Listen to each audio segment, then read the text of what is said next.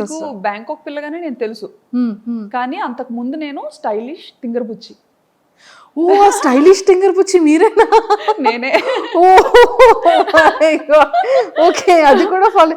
ఓ true true true, correct.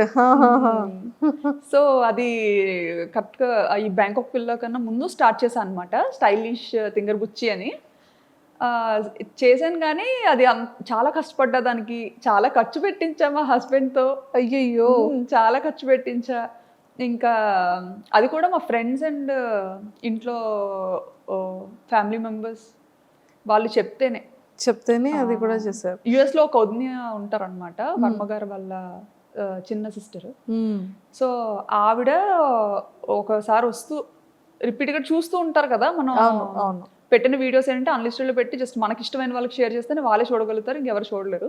So అలా share చేస్తున్న టైంలో వదిన ఇండియా వచ్చినప్పుడు, శ్రావణి నీకు యూట్యూబ్ రెవెన్యూ జనరేట్ అవుతుందా అన్నట్టుగా అడిగారు అనమాట. ఓకే. అడిగితే రెవెన్యూ ఏంటి అని, మామూలుగా యూట్యూబ్ అనేది యుఎస్ బేస్డ్ కంపెనీ. సో ఇలా యూజువల్గా యూట్యూబ్ అందరూ ఇలా ఇందుకే కదా చేస్తారు, నీకు జనరేట్ అవ్వట్లేదా, నువ్వు మామూలుగా అలా ట్రై చేస్తున్నావేమో అనుకున్నాను అని అన్నారు అనమాట. అంటే ఏమో నాకు అంత ఐడియా లేదు. ఆయన ఎందుకు ఎప్పుడు ప్రైవేట్లో